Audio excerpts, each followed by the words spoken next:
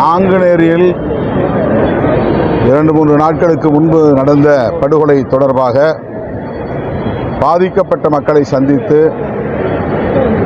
ஆறுதல் கூறினேன்.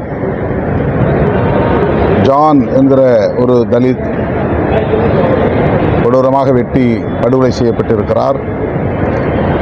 அவரோடு அந்த பகுதியிலே நின்று கொண்டிருந்த வட இந்தியர் ஒருவரும்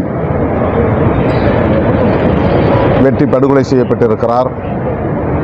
மற்றும் நாடார் சமூகத்தை சார்ந்த சிலரும், யாதவர் கோனார் சமூகத்தை சார்ந்த சிலரும் படுகாயமுற்று மருத்துவமனையில் அனுமதிக்கப்பட்டிருக்கிறார்கள்.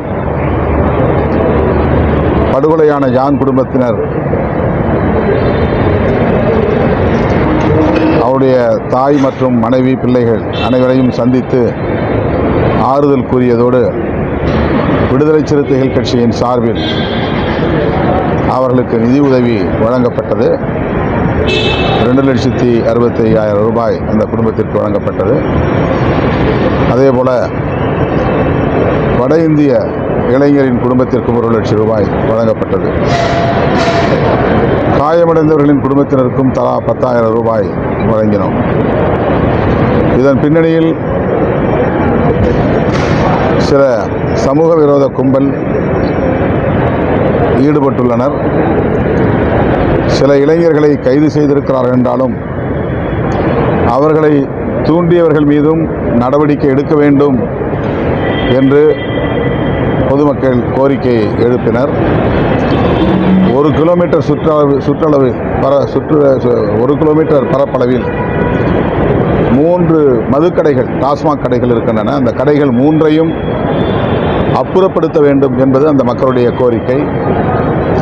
அது மட்டுமில்லாமல் ரேஷன் கடை தனியாக தங்களுக்கு வேண்டும் என்று நாடார் சமூகத்து மக்கள் கோரிக்கை எழுப்பினார்கள்.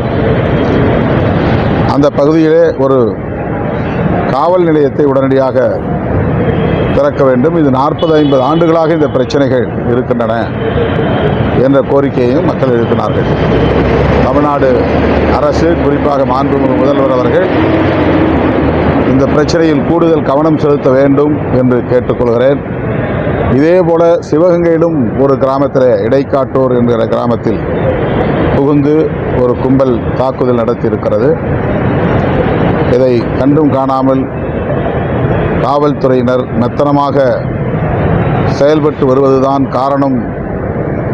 தீவிர நடவடிக்கை மேற்கொள்ள வேண்டும் என்று வெளிப்படையாக பெண்கள் தங்களின் ஆதங்கத்தை வெளிப்படுத்தினார்கள். ஆகவே மாண்புமிகு முதல்வர் அவர்கள் இதில் கூடுதல் கவனம் செலுத்த வேண்டும் என்று விடுதலை சிறுத்தைகள் கட்சியின் சார்பிலே வலியுறுத்துகிறோம். சட்டம் ஒழுங்கு சரியில்லைன்னு சொல்றீங்களா சார்? சட்டம் ஒழுங்கு கட்டுக்குள் இருக்கிறது. ஆனாலும் இதுபோன்ற சம்பவங்கள்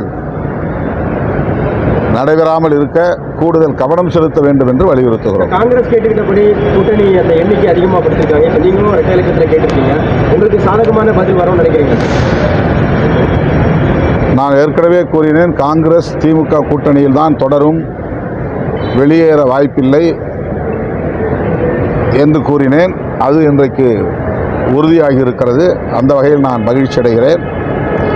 அவரவர் வலிமைக்கு ஏற்ப கூட்டணியில் பேச்சுவார்த்தை நடத்துவது வழக்கம். எங்களால் எங்கள் வலிமைக்கு ஏற்ப என்ன இயலுமோ அதை கேட்டு பெறுவோம். எத்தனை இடங்கள் என்பது பேச்சுவார்த்தைக்கு பின்னர் தெரியும். இப்படி எல்லா கட்சியும் அதிகமாக சீட்டு கேட்கிற காரணமே தாவேக்காடி ஒரு கட்சி வந்த பிறகுதான் திமுகவை இருந்து கேட்க ஆரம்பிச்சிருக்காங்க. அப்படி அந்த மாதிரி ஒரு கட்சி தோன்றுவதற்கு முன்னரே நாங்கள் இந்த கோரிக்கைகளை எழுப்பியிருக்கிறோம்.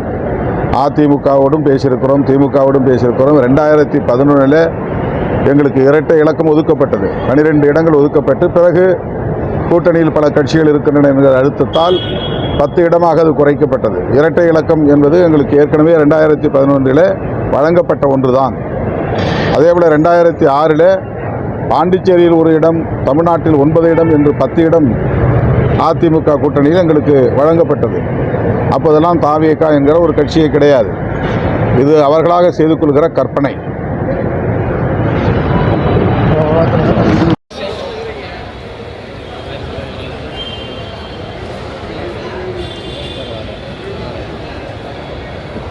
கண்டிப்பாக